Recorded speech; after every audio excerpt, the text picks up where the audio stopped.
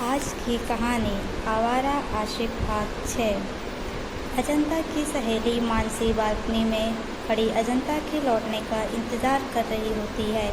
आज उसे लौटने में देर हो गई थी। वो परेशान सी बालकनी में खड़ी होती है कि उसकी नज़र आती हुई अजंता पर पड़ती है। साथ ही गली से अपनी गाड़ी घुमाते हुए रघु पर भी पड़ जाती है। रघु को देखकर मानसी अजंता की देरी का कारण समझ जाती है। मानसी जल्दी जाकर अजंता के लिए घर का दरवाज़ा खोलते हुए उसे गहरी नज़रों से देखती है। अजंता उसकी गहरी नज़रों को नज़रअंदाज करते हुए घर के अंदर चली आती है। मानसी उसके पीछे आते हुए बोली, ये कब तक चलेगा अजंता? क्या? अजंता उसके सवाल पर उखड़ेपन से बोली। मानसी अजंता को घूरते हुए उसके बगल में आकर खड़ी हो जाती है। अजंता एक नज़र उसे देखकर फ्रिज से पानी निकालकर पीने लगती है। मानसी झुंझलाते हुए बोली, क्या प्रॉब्लम है अजंता तेरी? तू समझती क्यों नहीं है? रघु प्यार करता है तुझसे, बहुत ज़्यादा प्यार। अजंता गुस्से से ग्लास स्लैब पर रखते हुए बोली, पता है मुझे, तो क्या करूं? तो क्या? अरे लोग मरते हैं ऐसे प्यार के लिए, और एक तू है कि जान छिड़कने वाले आशिक की कदर नहीं कर रही है। कोई मुझसे इतना प्यार करता तो मैं पता नहीं क्या क्या कर जाती उसके लिए, और एक तू है कि उसका एक झूठ माफ़ नहीं कर सकती है। मानसी जोश में बोली, आशिक नहीं, आवारा आशिक है। गुंडा कहे, मवाली कहे, तुझे सिर्फ एक झूठ लग रहा है। उसने मुझे अपना सच ही नहीं बताया।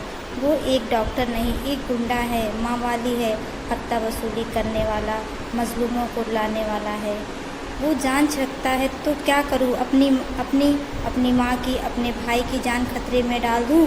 तो उस आवारा आशिक से रिश्ता जोड़कर जिसकी जान कब कोई पुलिस वाला या उसके जैसे ही मावाली गुंडे ले ले, मुझे नहीं पता। अजंता गुस्से से करते हुए बोली। मानसी हैरानी से अजंता की तरफ देखती है और व्यंग से उस पर ताली बजाते हुए बोली, वाह अजंता, आज उसका सच जानकर उसके सारे एहसान भूल गई। जिस माँ और भाई की जान की बात कर रही है, आज उसकी जान सिर्फ रघु की वजह से बची है, नहीं तो तेरा भाई दिल की बीमारी की वजह से मर रहा था, और तेरी माँ उसकी फिक्र में आधी हुई जा रही थी। तो उसके लिए मुंबई आई थी, जहाँ रघु ने हर कदम पर तेरी मदद की। तो ऐसी एहसान फरामोश होगी, मैंने कभी नहीं सोचा था। अजंता अपनी आंखों की नमी छिपाते हुए मानसी से अपना चेहरा फेर लेती है। मानसी गुस्से से अपने पैर पटकते हुए वहाँ से चली जाती है। अजंता निढाल सी सोफे में बैठ जाती है और अपने रघु से दूसरी मुलाकात याद करती है। फ्लैशबैक। वो जिस नौकरी के सहारे मुंबई आई थी, वो उसकी एक दिन की देरी की वजह से उसके हाथ से चली गई। मैडम, आप ऐसा कैसे कह सकती हैं? मैं बस एक दिन ही लेट हूँ। अजंता रिसेप्शन पर बैठी लड़की की बात सुनकर हैरान परेशान होते हुए बोली, मैडम ये मुंबई है, यहाँ 1 घंटा लेट हो जाने वालों की किस्मत बदल जाती है। आप तो पूरा एक दिन लेट हैं। रिसेप्शन पर बैठी लड़की सामान्यता से बोली, प्लीज़ ऐसा मत कहें, मैं इसी नौकरी के सहारे इस शहर में आई हूँ। ये नौकरी चली जाएगी तो मैं क्या करूँ? अजंता भावुकता से बोली, देखिए मैडम, मेरा टाइम वेस्ट मत करिए। आपको नौकरी की इतनी ही ज़रूरत थी तो टाइम पर आना चाहिए था ना।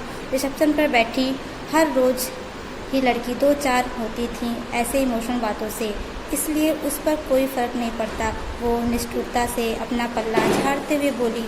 उसकी बात सुनकर अजंता की आंखों में आंसू आ जाते हैं। अब क्या करेगी वो? कहाँ ढूंढने जाएगी दूसरी जॉब? अगला भाग देखने के लिए चैनल को लाइक और सब्सक्राइब करें।